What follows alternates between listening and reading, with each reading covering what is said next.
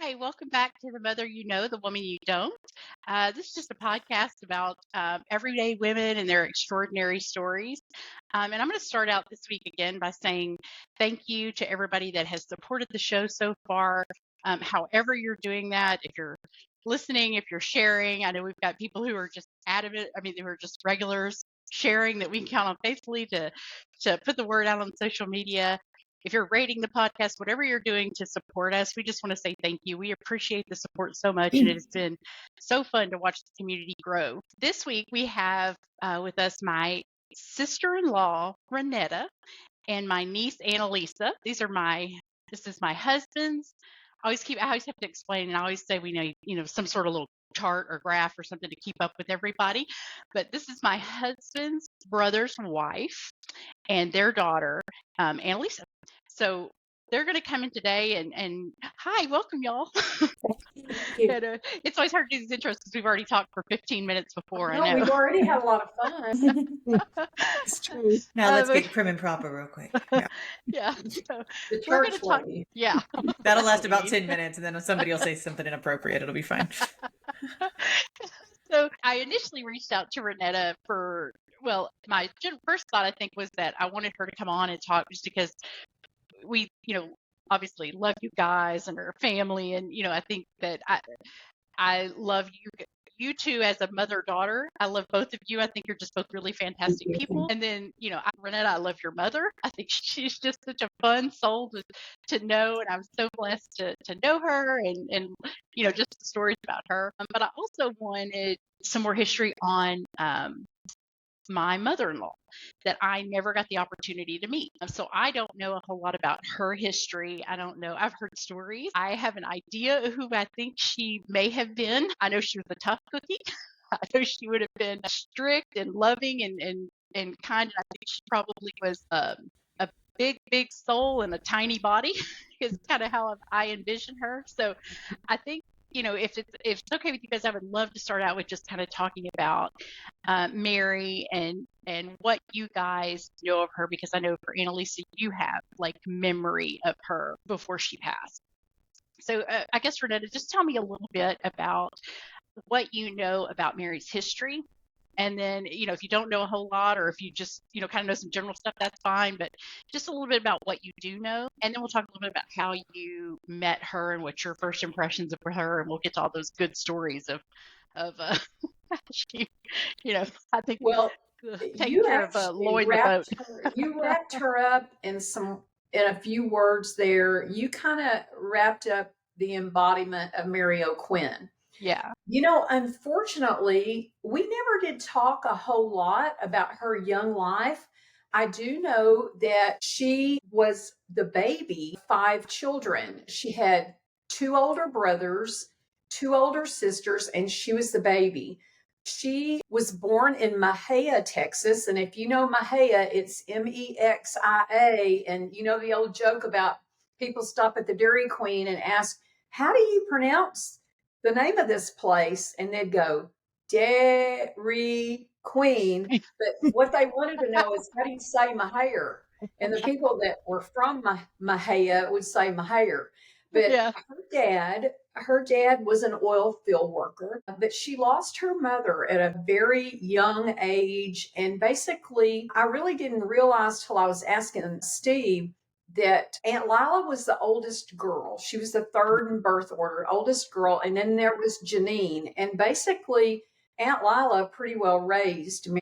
She was a strong woman, as you already have figured out from hearing about her. She was a strong woman. And I never, ever thought of her being the baby of anything, because when she died, I just said, we have lost the rock. Yeah. We have lost the rock. And she and her sister, well, she lost her mom at an early age. She lost her brothers. I don't think they were very old.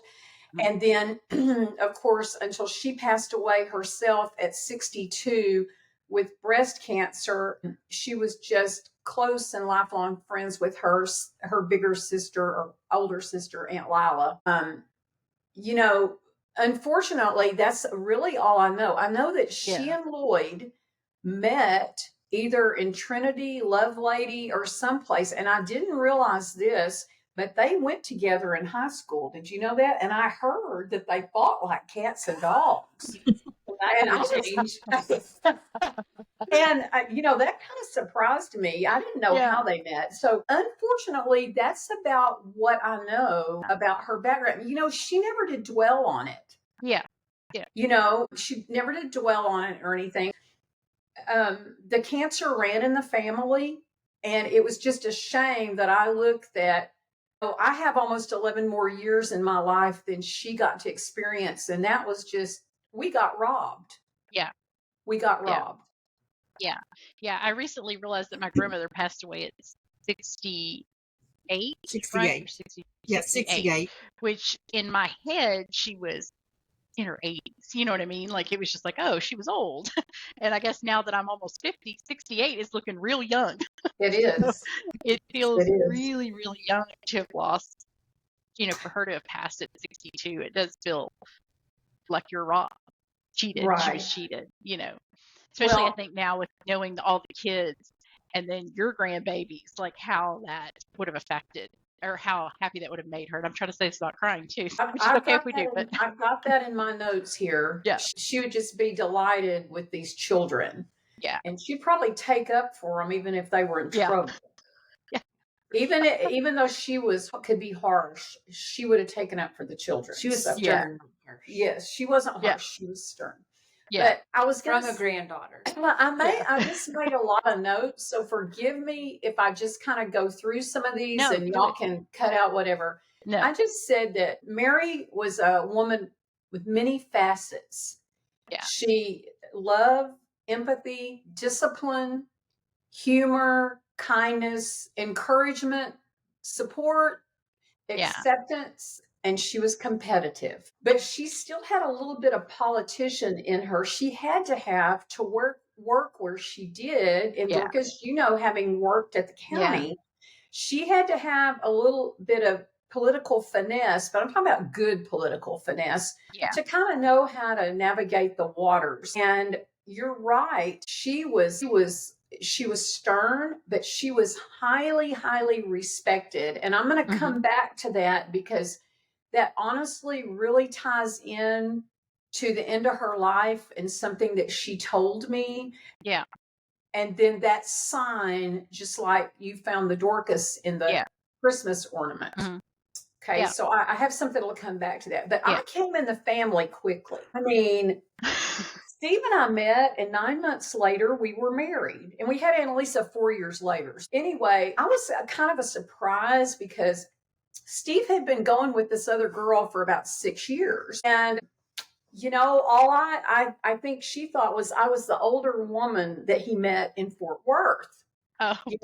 And he came home and broke up with his longtime girlfriend. And all of a sudden, here's this older woman, the homewrecker that shows up. But wait, but how much older are you than Steve?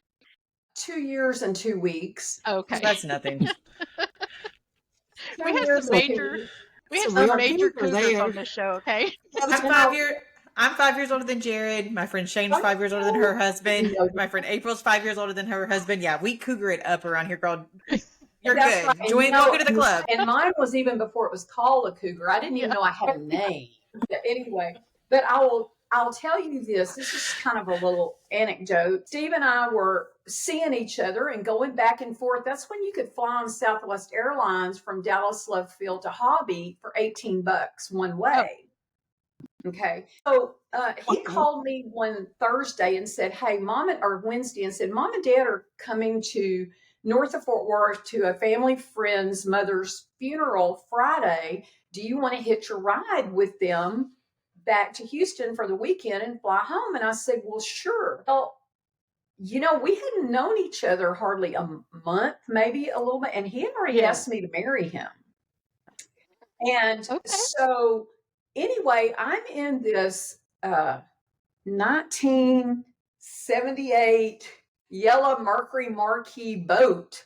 I mean, with them riding down the interstate from Fort Worth to Houston, having a conversation with people I don't really know very well. But to back up. Did Nana and Pa know that yet? Did he ask you to marry? I'll tell you that part in a minute. Anyway, she may be finding out things she didn't know. But anyway, before we left my apartment, this is before cell phones or anything, they came to my apartment to pick me up. And before we left, I said, just a minute, let me call my mom and let her know I'm leaving. Mary told me later that right then she knew I was all right. Yeah. Because I had to call my mama at age 28 to tell her that I was leaving and I was on the road. Yeah. Now, Yeah. the first time I ever went to their house, I knew it was okay because when I went in, she had fried chicken and had rice and gravy. Oh, see. So I knew they were okay. Yeah. There you go. Yummy. On this trip, I'm going to get off the trip in a minute. On this trip in the car with them, tooling down the road, and all of a sudden Mary says, well, Steve tells me he's asked you to marry him. And I said, yes, ma'am, he has. And that was it. Yeah. And no other word about it. Mm-mm. No? Oh, good. So that was That's it. good. Yeah. We hadn't known each other very long. Yeah. I didn't get Yeah. my engagement ring till November, till Thanksgiving, but that was okay because it was during coaching season. We didn't really have time to look for one. So. Of course. Anyway. Being educators. Yes. No, that's awesome. How did you and Steve meet, though? Well, here's the thing. He was in Fort Worth for the state high school coaches association convention. You know, a friend of mine from school, our head boys basketball coach, who was also single, said to me, he said, you girls need to be out on the town next week because all the coaches are coming to town for coaching school. And I said, okay. So my friend Debbie, who was a coach, a women's coach and a business teacher, we went out to this place down by TCU called the Daily Double. Okay. It was a bar and a place to dance. I was not drinking. Okay. Well, there were all these coaches there and he asked me to dance. But now, can I insert? Daddy's 6'6". So it's not like you walk into a bar and he's kind of in the middle of the crowd. You walk into the bar and there's my dad. And he had on, don't ask me how I remember this. He had on this black mesh coaching shirt and probably black shorts, Like a coaching short. with the nippies out? Like the mesh? No, it's like, you know, that mesh material, like you'll see basketball Like on a jerseys football made player. out of. Yeah, okay. He had that. I mean, like it was a shirt, like a collared coaching shirt. Okay, with But- that soft, but he that was a holy kicker. material. So it's cool on a hot summer evening. Oh, and it was hot. Okay, Lord have there we mercy. It go. was the last week of July. It was like July 26th or 27th or something like that. So we've known each other officially 45 years. Yeah. But so he asked me to dance, and one of his compadres asked my friend Debbie to dance. Well, little did he know that the place called the Daily Double, they were serving triples. So he had 3 beers, I think. I mean, I probably shouldn't tell that. But anyway, well, here's the thing. The Daily Double has been razzed since that time. It's no longer there down by TCU, but that's how we met. Well, he took my phone number, and I think I mentioned to him something about, well, you know, I was thinking about going to a Texas Rangers game Friday night. You want to go? Mm-hmm. And he said, well, yeah. So I go and pick him up down at Seminary South at the Super 8 motel with his coach friends. And he's all dressed up in his Sansabelt slacks. I can still see them. They were rust colored and this matching collared shirt. It was the 70s. All duded up and everything. And we go to Rangers Stadium to sit out in the outfield in July, and he is burning up. But anyway, so that was our first day, Rangers game. And then he said, well, would you like to go to the high school all-star football game at TCU tomorrow night? And I said, oh, yeah, I'd like to do that. And we went, and this won't mean anything to anybody, but the 2 of the high school all-stars playing in that game was Eric Dickerson and Craig James, who are the ones that went to SMU, and they were called the Pony Express. And then they're the ones that kind of got SMU into being put on probation for some reason. Not But nice. anyway, that's neither here nor there. Yeah. And It is then gossip. he came to see me the next weekend and saw water under the bridge. Go.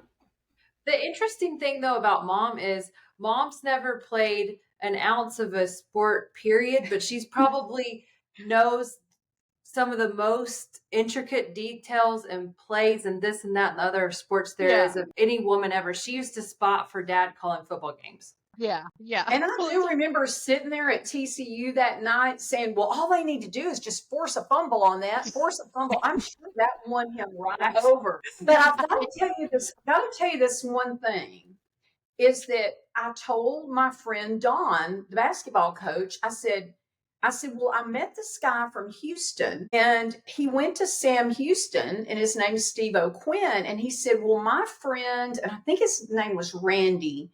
He said, I've got a coach friend named Randy that went to Sam Houston about the same time. He asked his friend Randy if he knew Steve O'Quinn. And he said, yes, we used to play intramural basketball at the Baptist Student Union together at Sam. Yeah. That was my sign that he was probably okay. I forgot that part. No, that's awesome. That's great. So once you guys, like you said, you had 9 months. So what was it like? I don't know, I guess getting to know Mary and Lloyd.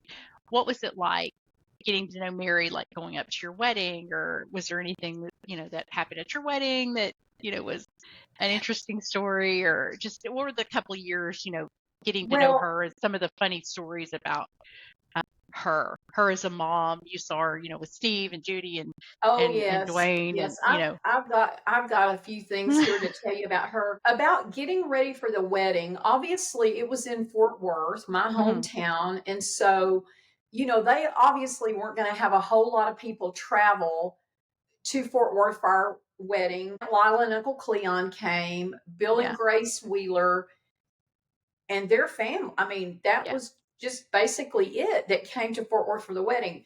But, she wanted everything that I wanted to be right and nice. And she had me go with her to find her dress for the wedding.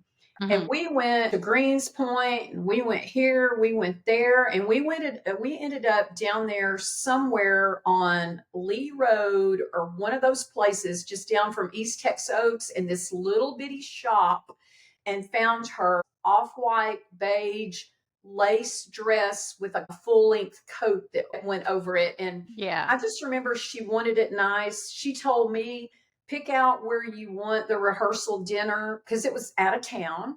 Yeah. Pick out where you want the rehearsal dinner. Here's the budget. I would kind of like to stay so much per person and whatever. And she was just she wanted everything to be just right. Yeah. I will say that they stayed at the Holiday Inn there across from where this restaurant was. It was called The Wharf. By the way, all those places, they've torn the Daily Double down. The Wharf is gone. The Holiday Inn is gone, up there near Mama's house. She did tell me Steve, obviously stayed there at the hotel with them. And she said that morning of the wedding, said he was just he was in a tizzy. He was on a tirade. We can't imagine that, can we? No, that's shocking. Isn't that shocking? Yeah, it is. But anyway, and then Shannon, Judy's son Shannon, 6 months old when we got married. And I remember at the rehearsal dinner that poor Shannon had his little diaper. He filled his diaper full, and there he was sitting in this high chair. And I think it took Nana and Judy both to get that poor old thing straightened out. So I don't know if that's funny, but it happened. Shannon will appreciate that. Sorry. Well, I just happened to think about it. But I'm going to go on with some things here that I just said that Mary was a mama bear. Yeah. She deeply, deeply loved her children, Steve, Judy, and Dwayne. And of course, we all know that Steve's the oldest, Judy's 2 years younger, and then Dwayne came along 11 years after Dwayne, and he was not an afterthought. 13 after Steve, and 11 after Judy. He was not an afterthought. They wanted another baby, Yeah. And I remember Steve has said so many times, Mom, I didn't know you could still have a baby. He had Dwayne. Yeah, I think Dwayne said that she went to. It's not that it was an accident. It's just that he was so far behind that she wasn't planning on it. And she went to the doctor. She thought she had the flu, and he reminded her she did not have the flu. Had to tell her she in fact did not have the flu, and that Dwayne would be coming. That's right. So. Well, I'll just say that she encouraged and supported all of her kids in a way that a mother does. Whatever their interest and their loves, she was their number one cheerleader. And she would be beside herself and delighted to see them all, how they've all matured and grown up. Yeah. And how they've all found happiness and success and have a good life. But more than that, there are so many days when some of these little ones, we've got 5, 6, 7, and 8, these 4 grandchildren, that I look and I'll think, oh my gosh, if Nana could see this, she just wouldn't even believe it. Yeah. She would be so proud of all these little children and laugh at their antics. I'll just tell you, I never felt like an in-law with Mary. I felt blessed by her. I felt blessed by Lloyd. I only got mad at he and I only got mad at each other one time, and it's not anything worth talking about. But I just always never felt like an in-law, and she loved me and accepted me for who I was. And I got Steve off her hands too. So kill me for that. And I'll tell you what, Sylvia, this woman loved to fish. I'm sure you Yes, heard she did. Yes, I have heard the fish stories. And it was quite a gathering in that area where you are now on the weekends. There was a core group of friends and neighbors and church members there from East Texas Oaks that they all bought property right up there together. And then next door to you, between you and Judy and Bobby, is where Aunt Lila and Uncle Cleon bought a place. And, sometimes several boats would go out at night and tie up before dark. And if the fish were biting, you wouldn't look to see them till 3 or 4 o'clock in the morning. Right. Now, Pa Lloyd was always happy if somebody else would go with her, because he would go fishing if he had to. But then there was the night, and Dorcas, I don't know if you've heard this story. He really I've heard a story. I've heard a story or two. Yes. Yeah, he had to go to the bathroom, and she said, "Shut up, Lloyd, and sit here. The fish are biting. We're not going in. We're not going nowhere." And there was a thing where they had a metal bucket. And if somebody had to go, they would sing Pine Trees. Well, I never had to use that bucket, thank the Lord, but they would sing Pine Trees while people used the bucket. Yes. The thing about Lloyd, if somebody else was there to go fishing with her, he was happy. But no matter what time of the night that she came in with fish, he would get up out of a deep sleep and go out there and take their heads off and gut them. Yeah. Oh wow. Take care of them for her. Yeah. I always knew I'd have a fishing buddy in Mary if she was still around. You would have a great one. Yeah. And I'll tell you what, there were lots of great times at the lake, lots of good fried crappie with a lot of good Christian friends. I heard a lot of joking and ribbon and fish stories, but I don't think I ever heard a bad word ever said up at that lake. Yeah. Never. It was just a fun time. But speaking of Lloyd, she had him towing the line, and evidently from high school, if they fought like cats and dogs too. Yeah. I think what's funny about that too is that how tall was she? Like 5'3", maybe? 5'3". Little. And then Lloyd, I think initially was like 6 something. He got a little bent over towards the end, but I will say that the first kept these big boys in line. The first time I went to their house and met them when she had the fried chicken and rice and gravy, I walked in expecting to see these tall people because Steve is 6'6", and I was shocked at these little people that had this big boy. I know. Well, Anyway, Dwayne likes to tell me that, because Cody's only at what 6'2", I think, and Dwayne likes to tell me, "Oh, you stunted him." Like I stunted his growth. I'm like, bro, I'm 5'6". Like I'm big for a chick. You're the one that stunted him Yes.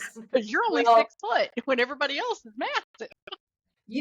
there was only one thing, and this isn't important, but the only thing that Mary might have wanted that she never could talk Lloyd into, and that was moving to a house that had 2 bathrooms.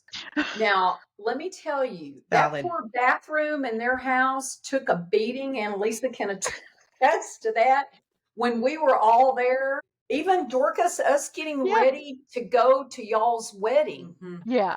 we had to line up and have a time when we could all get in and out, shift. and that was Yeah. after she was gone and Judy wasn't living there. Yeah. But that's the only thing that maybe Mary would have wanted that she could never convince Lloyd of, was to buy a little bigger bathrooms. house.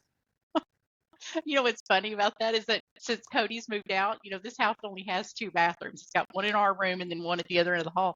And he has adopted that one. But you want to know why? It's for the laziest reason ever. It's because we have those soft close toilets, the lids that's soft, so you pop them and they Yes. just float down. So ours in our room just goes down automatically.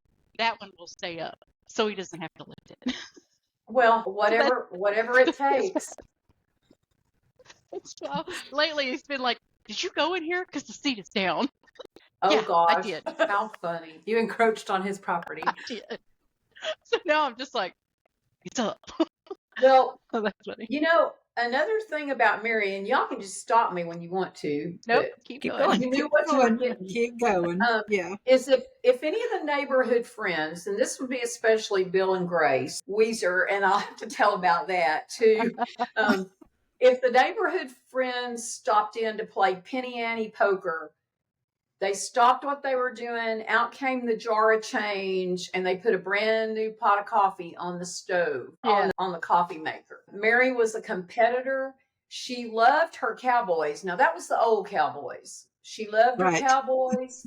She loved the Rockets, and they won a world championship before she passed away. Mhm. Amen. Yeah. And she loved her Astros too. And I knew that Steve and Lane both were great baseball players because Mary said so. But Yeah. I will say I got to see Dwayne play baseball when he was a young fella, because Dwayne was only 13 when Steve and I met. Yeah. Yeah. And So I you got to basically see seen him grow up too. You saw yes, him and grow now up. I've seen Cody play too. And so I've kind of graduated. Yeah, Nana and through I there. would call each other on Sunday afternoons and we'd recap how Troy Emmett and Michael Irvin were doing. Nice. And we'll have some more references to that in a minute. But Yeah. it just made me think of something. Grace and Bill Wheeler, who would have had the property just behind Judy and Bobby, Sylvia. Yeah. Yeah. And I don't know who's there now, but anyway, for some reason, about the time Mary was just really, really sick, who started calling Grace Weezer? Blake. Well, I know Blake did, but for some reason Blake was going to call it, Weezer off Steel Magnolias. Yes. Yes. We know Well, Weezer. Blake was calling. I got a story about Dwayne and I was Weezer just too. saying in the way that since it comes from Blake, it makes it funnier in my head. Well, anyway, he was only 7 years old, which I was going to mention that a little bit too, but he was calling Grace Weezer, and I actually had to wear his little rear out on the day we buried Mary because he was running through the house there looking at Grace going, Weezer, Weezer. And I said, Blake, stop. And he wouldn't stop, and I had to take him back to the bedroom and wear his rear out. Anyway. Was he Anyway, wrong? but let's see. Well, and Dwayne, when we would be up at the lake, everybody, it'd be like a potluck and the fried fish and all of that. Well, Grace was, now Steve says that maybe Grace wasn't the best cook. I don't know. Yeah. But one day Grace said, well, I've made German potato salad. I'm going to bring that. Dwayne looks at his mother later and he goes, I'm not eating any of that German potato salad. I also have another story if we get to Mama about Dwayne and potato salad.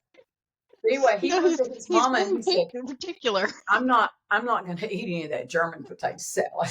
And to this day, he's still very particular about his potato salad. Yes, Well, he is. We're actually Yes, making he it on is. Thursday, and we had a whole discussion about making it early, having it cold, making the mix, getting it ready. Like I have to do it early. It's a thing. it's a There's thing. It's yeah, a the thing. potato salad's a discussion every time we make it. Yes. Well, to go on with Mary, I think I told you she was highly respected, maybe even feared. But I remember what she said one time. You know, she was a supervisor. Somewhere I wrote this, and I don't know where I went with it. But, you know, Yeah. she started out as a night clerk Mm. down at the county at the input department. And she ended up being a supervisor. Dorcas, you probably know better than I Yeah. do, over various departments, I think. Yeah, I think so. I think she was Yes. really well And respected down there and there for quite a long time and a did long really time. well. And I mean, like I said, she started working at night and ended up being a supervisor. But I remember, there I got it. She was well respected and she worked her way up and all that. But one thing I remember her saying that tells a lot about her, that she would say, you know, sometimes these other supervisors just don't understand when one of the employees that's a mother has to call in to miss work because they have a Yeah. sick child. You Yeah. know, she understood that sometimes you're going to get a last minute call that somebody says, hey, my child's sick and I can't come to work. So Yeah. she was tough, but she was fair. Yeah, and I was also imagine that back then there weren't a ton of women. I would have to ask Dwayne if there was, you know, a lot of women in positions of management. Then I would imagine not. Well, That she Pat probably. Pat Yeah. Pilkington, you Yeah. know, also was, but other Yeah. than that, I don't know. Yeah. But I'll tell you the biggest lesson that I learned from her was always to respect other people's thoughts and interests. It might be the total far-fetched thing. If somebody wants to binge watch Star Wars, or if they want to work on old cars, or they want fly model airplanes, I mean, encourage them. And, you know, that was a new aspect to me because I came from a family, and this was not my mama, but Yeah. I came from a family that people might make jokes or snicker or make fun of people who were doing something that's kind of not off the beaten path. But Yeah. I learned that from her, that you respect it. It might not be what you want to do, but hey, let them have their time. Let them enjoy what they want to enjoy. Yeah. Yeah. Yeah. That's a good lesson. And as y'all know, she battled breast cancer for 5 years. She had one mastectomy on her birthday, I guess in about 1999. No. 1989, about 1989. And 1 year to the date, she had her second breast removed 1 year later. I equated that time with how old our children were. When she was diagnosed, Annaliesa was 6, Blake was 2, and they were 11 and 7 when she passed away. And the way I see it, they were gifted with 5 more years of her life. And those years of treatments and everything weren't exactly kind to her, but she always had a smile and a hug for the kids. And there were times, sometimes I would just call her to tell her what one of them had said or done or achieved, and you could just hear her smile across the phone line. Yeah. She was so proud. And she was after they ran the course of oncology stuff in Humble, they sent her to MD Anderson trial group for the drug Taxol in the early 90s. And she was willing to do that. She said, I don't mind. Everybody laughed and said, you're a guinea pig, as a joke to her. Yeah. And she said, I don't mind being a guinea pig. It may not help me, but it might help somebody else. And now it's the standard of care. Yeah. Oh, is it? Yeah. Yeah. And she didn't let that disease stop her. She, you know, at that time we moved from Junction out to West Texas to Wink and then Plains. And she would time her treatments. And week 1 was treatment. Week 2, she was sick as a dog. Week 3, she felt good. And she always would time their visits to where they would fly out to either Midland or Lubbock and have a visit with us sometime. We went to Carlsbad Caverns. We went to Ruidoso, New Mexico. We went to Lubbock. And, Nana and Pa were always the bearers of the greatest gifts for the kids. Yeah. A Dallas Cowboy uniform, a skateboard that the parents wouldn't buy, roller skates. One time I got my gift in a Michael Jordan bag, which was the most awesome because I love Michael Jordan. Yes. Those matching Jimmy Johnson style Dallas Cowboy jackets that now both of her children actually can wear. Yeah. And those silky ones, right? Didn't I have yes, I guess and when Steve would fuss at her about spending so much money, she'd say, "Don't you take my joy away." Yeah. Don't take my joy away. And today, she is so happy to see that Lane and Camille, I saved this little Tykes children's table and chairs. I saved that, and it's sitting in here in Annaliesa's living room right now. And Camille and Lane eat breakfast and sometimes supper at that every day. She would be so happy to know that. Yeah, she got that for you guys. Yeah. Yeah. She would have been, and I have this, that she would have been so happy to know Cody. Yeah. When you mentioned that before, she would have loved to know Cody. She would love to know Mariah and Ariel and know what they're doing and encourage them and be their cheerleader and more kids to love and spoil and more joy to spread. That was Mary. Yeah. Yeah. And during her last summer, knowing that her days were few, and I don't know if you know the story about that, Dorcas, but we were in Plains and Steve had said that spring, he said, "Why don't we take the kids and go to Disney World in Orlando and we'll take our fifth wheel travel trailer and pull our own." So whatever. Well, we came as far as Houston and left our dress clothes, knowing what we may be coming back to. We left all of our dress clothes and we went to Orlando and we came back and everything was still okay. She was still with us, but she shared a regret with me on that trip that she had not been able to repair a friendship that she felt that she had lost when she, as a supervisor, she had to fire a girl that had worked with her for years. I mean, I think they had worked together on the night shift back in the day. And Mary was her supervisor, but they were also friends. And she told me, she said, "I don't like leaving this undone." She was just so sorry that she felt like their friendship had ended, or that their friendship had ended as it had, and she hated to just leave that left. Yeah. Yeah. Well, after we went home to Plains,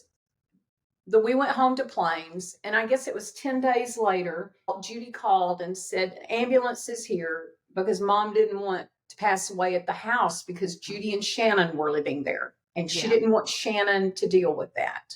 And so Judy called Steve and said, the ambulance is here. And Steve called me, and I was in Andrews, Texas with Annaliesa and her friends, the twins. Yeah. And we were making a switch off. And so I called Mary to tell her I loved her, and I couldn't understand what she said to me. Yeah. And it's okay. It's okay. We'd already said what we needed to say. But I don't know what she said to me, but I told her I loved her, and I'm sure she probably told me she loved me, the older woman, and you can tell some about that in a minute. But I got to go back to this unresolved friendship. Yeah. Several days after her memorial service, we made one last trip to the cemetery to visit her grave before we headed back home to West Texas. Yeah. When we drove up, there was a lady standing alone at Mary's grave. We got out of the car. We walked over to her, and it was her friend Sharon that she had to discipline and fire. And I knew right then the friendship was okay. Yeah. everything was resolved. Tearing up. I don't even know Mary and Shannon. I was like, yes. I love that. And I wasn't going to say Sharon's name, but I decided to. But- And then I'll tell you this, then I'll shut up and let Annaliesa talk. Yeah. The last time when we said goodbye to her in July of 95, when we said goodbye to her, I looked down at her, bless her heart. She had I have found out since I had my little spot and I had some issues that she had lymphedema. Mhm. And I have a picture of her, the water, the fluid in her Her arms. arms were probably 3 Mhm. times the size. Yeah, and she called them her Popeye arms. Yeah. But I leaned down to her. She was in her recliner there, and I leaned down, and she looked me in the eye. And the last thing she said to me when she hugged me goodbye was, "I'll see you." Yeah. I knew exactly what she meant. We'll see each other again. Family friend Lynn Weisenbaker told me that Mary had been her Sunday school teacher and taught her a lot about being a Christian woman, a mother, and about marriage. And I almost went, really? On the marriage deal? Man, Tell us I'd about have been in that class. Yeah. Now I'm gonna go find Lynn and ask her. Yes. I'm gonna hunt Lynn And down. so I'm not sure that I can put it all concisely. I don't even know what time it is. I've been talking a long time. No, I you're just fine. know that I learned a lot from Mary Alice Walker O'Quinn Yeah. in the very short 15 years that I got to know her. And she was a blessing. Yeah. And she loved her family, even Lloyd most of the time. Yeah. Listen, that's a whole separate episode. Okay. No, Did I she think have- for me, oh. go ahead, Lydia. Go No, I ahead. was going to ask because I love, like you were saying earlier, that like she just kind of told, like, to encourage you to love people who did quirky things, whatever. Do you know, like, did she have hobbies, or like, did she crochet? Did she like to do art? Like, what were the things that she did for her? Oh, besides the fishing, yes. Cooked. I like the cooking. She probably cooked by the fall, because I'll tell you this, when Lloyd decided he was going to retire, she said, "That's okay." But she said, "You're going to do the washing and the drying, and you're going to go to the grocery store, and you're going to do the cooking," because she was still working full time, And She was known for her homemade pimento cheese. Everybody loved that. Yes. Steve says nobody makes homemade pimento cheese like his mama. And Yeah. I've never tried. I was like, I don't suppose you have that recipe, do you? I was going to say, what makes it special? Because I actually watched a TikTok and I saved one the other day because I'm like, I want to make me some pimento cheese. She put diced onion in hers, and I would never do that, but we eat some from the Clear River Bakery where we get our lunches for the wine tours. Yes. And they put a little bit of jalapeno in theirs, which gives it a little pico, But as far as her having hobbies, fishing was it. Let's put $100 worth of gas in that boat, and let's load the groceries up, and let's go to the lake. Yeah. That was it. Good for her. Yeah. That was it. And they did that a lot. They spent a lot of time at the lake. Lots of time at the lake. And I know Steve was at a clinic, or I think he was at coaching school or something one summer. And I mean, Annaliesa and I loaded up, and we drove from Fort Worth to the lake by ourselves. I got down to around Corsicana, and there had been a flood, and I had to detour, and that was before cell phones. And I was late getting there, and Mary would have been walking the floor. Yeah. Yeah, she bit her fingernails, didn't she? Oh, Yeah, she always had gum in, and she popped it. Oh, She did could pop it, like just chewing it, but it made a pop. And she wore those Reeboks. Like she had like old school low top black Reeboks. Remember? Yes. Love it. And she was not, the most feminine frilly. Yeah. Really, she wore her kind of tailored suits and pantsuits to work. I mean, she was her professional self, but as far as frilly, black, low top Reeboks. And her hair, she lost her hair. And it came back like 5 different ways. Yes, it came back 5 different ways. And some of it was curly and some of it wasn't, Red. And she laughed about that. But she always had a lap for all of us to pile on, bless her heart. Yeah. It didn't matter how bad she felt, how sick she was. She wanted all of us in her lap. Yeah. And she passed away when I was 11. So I was a big girl at 11. Yeah. But long-legged. I was Yeah, always long-legged. that was the first thing we did when we got to their house was just Yeah. run, jump in her lap. Yeah. And what kind of things, Annaliesa, do you think you learned from her in that short period that, I don't know, maybe that you Oh, she was a fighter. think about when I think when they diagnosed her with cancer, I could be wrong, but I think they gave her less than 6 months to make it. By the grace of God and her willpower, she wasn't going to leave us. Yeah. I think And that's she loves sports. I mean, we would talk on, and back then you didn't have cell phones, so it was like long distance. So that was a big deal to call somebody on the phone long distance. So we'd recap the football games and Jimmy Johnson and how they played. And Troy, I got it one year. Santa brought a troll doll when they were big back in the original back in the day. Yeah. It was the Dallas Cowboys. And it was a Dallas Cowboy troll doll, and his name was Troy Emmett. We always had Christmas morning at Non-Impulse too, because it was magic. It was magical. Oh, it was always magical. And they had a huge fish tank, probably like 6 foot long. Yeah. So you would come in the living room and there's that fish tank going with those little sucker fish in it, but it had that little light. So even when Mom and Dad and Nana and Pa were still asleep, you could like sneak in there and see what was going on. And because Santa displays our presents, they're always out and open. So you could go sneak in there with the light of the fish tank and see what he'd left, and then sneak back so you wouldn't get in trouble. Yeah. When did you ever get in trouble for getting up early on Christmas morning? Rarely. No. Hold on, I'm gonna pull it together. I think because I only get these memories, these screenshots from you guys, and it's so hard because it's so hard for Dwayne to talk about. I think he was so deeply he was so close to his mom and so deeply affected that it's hard to have just conversations. I mean, I know all the good stories about making Lloyd, not let Lloyd go to the bathroom in the boat and things like that, but it's nice to hear. Striking matches in the bathroom. Oh yeah, she didn't say that one again. Striking matches in the bathroom after Thanksgiving or Christmas. Oh. Yeah, I forgot to mention. I think I had written down and forgot to mention because all I've been doing is talking about that one bathroom in that house. Yeah. Thank the Lord it had a window you could crack. And then what Annaliesa just said was, go ahead and say it. Striking those diamond matches. Yeah. Those I things wish you work. would make y'all do it. So she insisted on you striking matches before you come out of the bathroom. Huh? She supplied them in there, There huh? was a little powder box behind the toilet that always sat there. Mm-hmm. Yeah, and she'd let us look in her jewelry drawer by the sink. Mm-hmm. Yeah.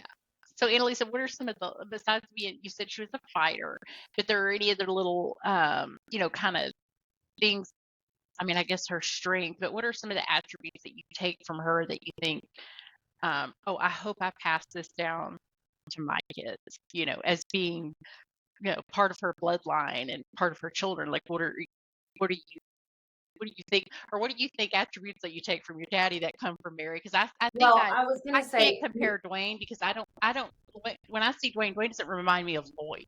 His personality is not Lloyd. So in my mind, it must be his mother, all this strength. And when you say, he had to fire somebody or she had to fire somebody who she knew, I know he's probably had to go through that. And I think, in knowing his personality and know he'll do the right thing, even though it's going to hurt and it's going to be hard, he'll do it. Seeing that. So I think that kind of thing, I think I missed that because I don't know who he's from. You know what I mean? Does that sound weird? As I don't know his people. I know Lloyd, but I just don't, to me, he doesn't come from Lloyd. To me, I just think he's probably a lot like his mom. So kind of what are the things that you think, or maybe your mom, maybe Mary comes out of your mouth every once in a while. Do you hear her? Do you repeat things? Well, that was my grandma. So I would say she was way more particular than Paul. She had things lined out, and that is Steve O'Quinn, and that's Annaliesa O'Quinn Wallace.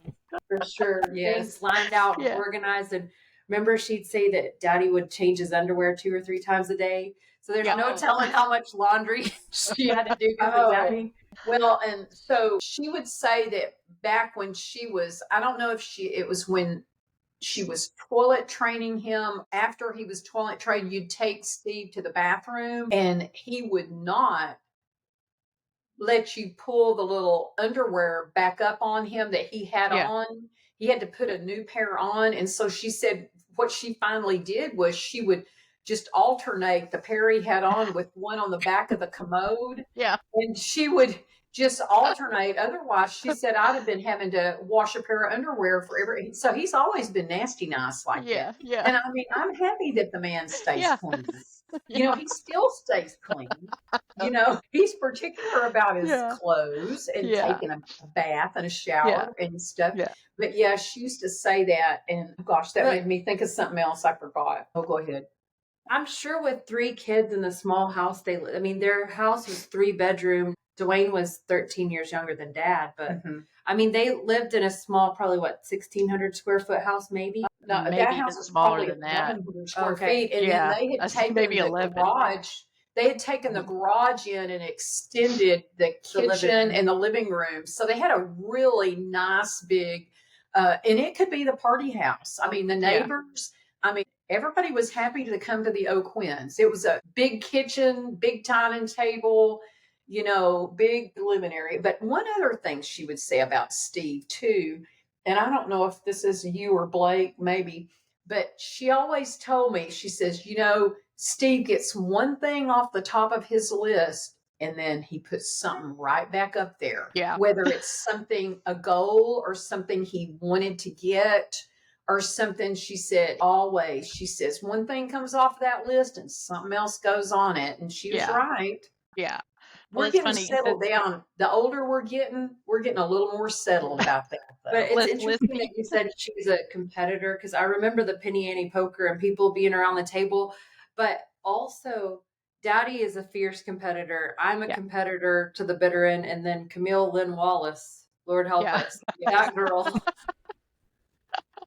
Yeah, Dwayne is too. He's pretty competitive. Strong. And you know, I regret this. I would sit in the living room reading my book and listening to them, and I should have been in there learning how to play poker. Yeah. You know, they'd say, well, don't you want to play? And I go, no, I'm going to read my book. Yeah. Yeah, I get really irritated playing rummy with Dwayne, because I always end up, if it's just he and I, but it's always the way we sit, I end up behind him, which means I don't ever get, like, he don't throw away nothing.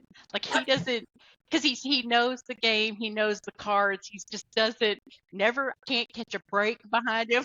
I just sit behind him and go, or I think we were playing with Tammy and Greg we went camping a couple of weeks ago, and I told Greg, I was like, no, I'm not sitting behind him, switch me place, I'm not sitting here. This is a dumb seat. I'm going to sit in front of him because he don't throw anything out. He just, what's it called, sandbags, and then close it all down, and then you lose. I don't like playing cards with him. And he gets that from her, apparently. It comes from the family. Yeah. Generational thing. So, yes. So that's fun. Lydia, do you have any other, do you have any questions or anything? Or Annaliesa, if you've got any other stories, I know. About that morphine talk. Oh, yeah. The older woman thing. So, well, first of all, it's interesting because I know, well, and being graced by Steve O'Quinn, I know, but, you know, it was stern but fair and very loving. And truly, her children were her joy. But I'm going to say as a grandchild, we were probably even more so because, I mean, she just, but we never came, I mean, I never saw that. All we saw was love and affection and an open lap to sit on. And I mean, Nana and Paul's house was the place to be. You know, even Paul, you remember he flew us down to see Reba. Yeah. Mom and Dad let us on an airplane at probably 8 and 12. The rodeo, the Houston Livestock Show and Rodeo, it would have been in 96, in February or March of 96. You know, I think Dwayne and them picked them up. We put them on an airplane with a tag on them in Lubbock. Not an air tag, y'all. A tag. A tag. Good luck. And sent them on Southwest Airlines to Houston so that they could take them to see Reba at the stock show. Which we know Dwayne loves Reba. Yes. And Dwayne would take us in the back of his extended cab blue probably 1991 or 2 Ford truck, and we just jam Reba with Dwayne. Blake and I would. Yeah, they made magic happen, it seemed like, right? Mm-hmm. Like Santa would come and there were bicycles in Houston. How in the world did that happen? I don't know. Yeah. But things just happen with Non and Paul were in the mix of it. And but so, or it could have been that Nana and Pa had a hookup with Santa in Kerrville to take them to be there. I don't know. So there's that too. And they're probably favorite uncles in that mix. And there's favorite uncles who in I'm that talking mix. about. Mm-hmm. Yeah. But anyway, so poor Nana, she at the end was on morphine because that was all that really controlled the pain because it was just getting really rough. And so I guess it was at home. That would have had to have been where it was. It had to be that last summer. Yeah. So we came through in 10 or 11 probably. 11. And she looks at me and she goes, when your daddy came home telling me he'd met this older woman, I thought, God, he's going to marry a hooker. My mom. So, and she was 11 years old. I'm not sure if did you even know what she meant? I probably came to tell you and then you about died. I know, Annaliesa, you're pretty smart. Like you're like intellectual. I could see you like go into the Webster's dictionary. You're like HOO. Because there wasn't a Google to really Google, I just always have said, Steve was just shaking his head, goes, well, like she didn't mean that or something like that, and I said, it was the morphine. It was kind of like that day at church when you were talking to Jerry Parrish about stripping in the First Baptist Church of Plains, Texas. Well, y'all, they have cotton where we grew up. Yeah. And so they're talking about removing the cotton from the stalk, aka stripping. But I'm like, what is my mother talking to another man in the First Baptist Church about stripping? Because that seems a little much. Just a scotch, huh? Yes. It's the blood. It's fine. It's fine.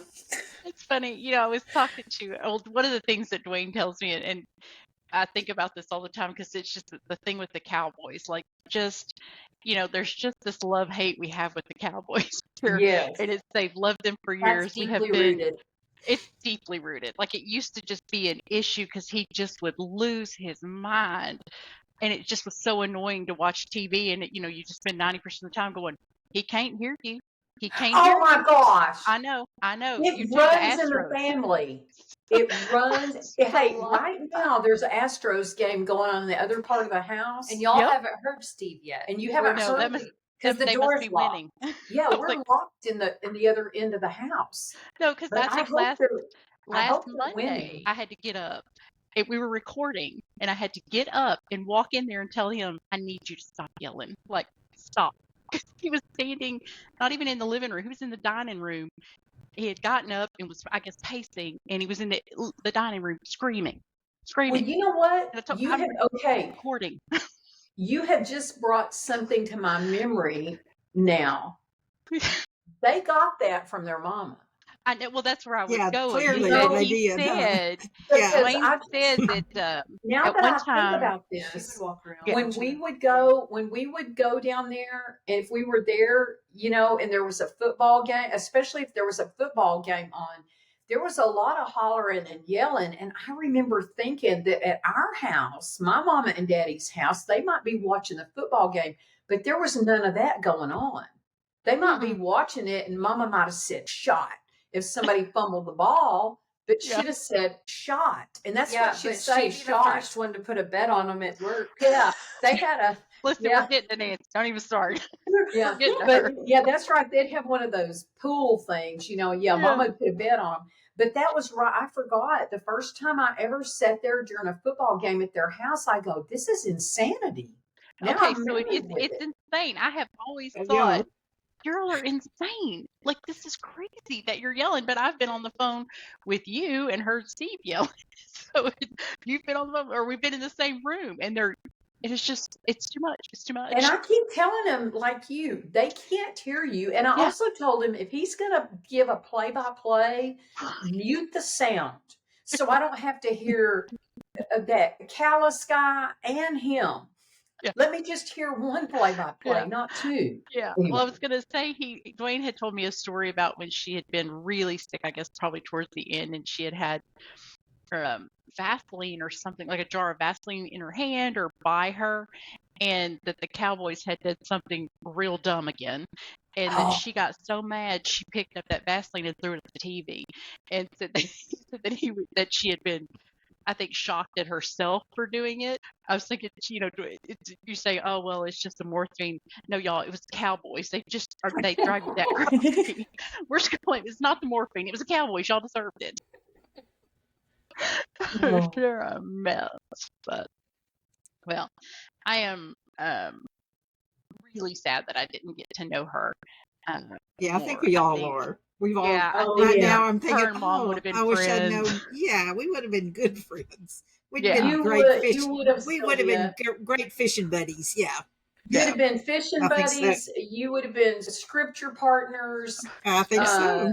Devotional partners. Yes. Yeah, she would have loved to had you at the lake with Up here her. at the lake. That's right. Yeah. At the lake. Yeah. We would have had a great So time. I am really sad that I didn't get that. And it's funny because I remember the week she passed away, and I know the week she passed away because I was working with Dwayne at the time, and the girl's dad actually passed away the same week, and I happened to be in HR working at the time, so I knew somehow somebody said, Dwayne's mother passed away, and I remember hearing that, and then at some point seeing him afterwards and seeing the sadness in him and realizing what he had lost even before I knew him. This was way before we even started, before we started talking or dating or anything, years before. But there has always been that correlation that we went through with the girl's grandpa. It was the girl's dad's dad died. I think it was either I can't remember. I think maybe he died on Monday and she died on Thursday, or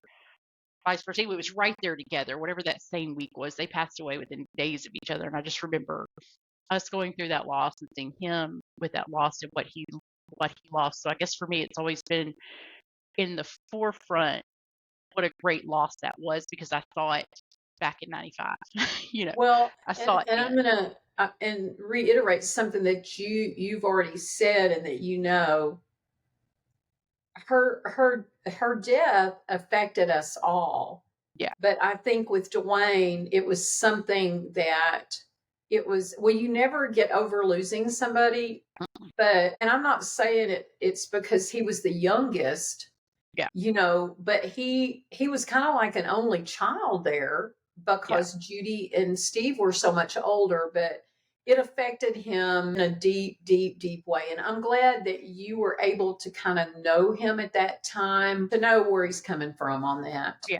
Yeah. I think it's always been just a huge hole just in his life in general, but then also I know what it is in y'all's family, our family as a whole, even though I didn't know her.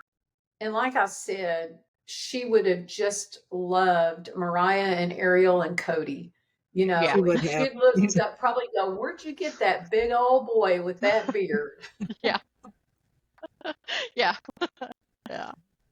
So thank y'all for taking the time to share that, and I know it's hard, and I know it makes you guys, Annaliesa, I keep seeing you tear up, and I'm thinking, don't cry, because I know it's so hard to talk about, but also so joyous that, maybe some days, Camille will be able to look this up and listen to what her great grandma was like, and know that when her mom is driving her nuts with a list, or when she's driving herself nuts with a list, Is it honest? she knows where it comes from. Or when she throws Vaseline at the TV one day. Yeah, when she's mad at the Cowboys passing them, she gets a pass. It's in her blood. I know one time we've talked about this before, but I have found some stuff from my grandma, and it was obsessive note taking and just detail writing of everything she did, and I have a tendency to do that, just to keep notes and calendars and things like that. And it was like, oh, I get that crazy honestly. Okay, I come out honestly. So and there's nothing wrong with those things either. Yeah. No, and I think it's just great to know what little history you can know. I think it's always good. So, go ahead, Sylvia. Let me just say, for talking about Mary so much, I'm thinking about my son-in-law, all I can think is all the things that I love about him, I love about Mary, because I just learned, oh, that's Mary, So there's a lot of things about Dwayne that are really special, make him special. Oh, it was Mary. So yeah. Yeah, I think Let me that's what just I say wanted, that. was that Yeah. connection. So that Well, kind you of can made you me can tear up ask here thinking about it. yeah, Yeah. you can ask Annaliesa that Uncle Dwayne was her Uncle Dwayne now. Yeah. Yeah. Yeah.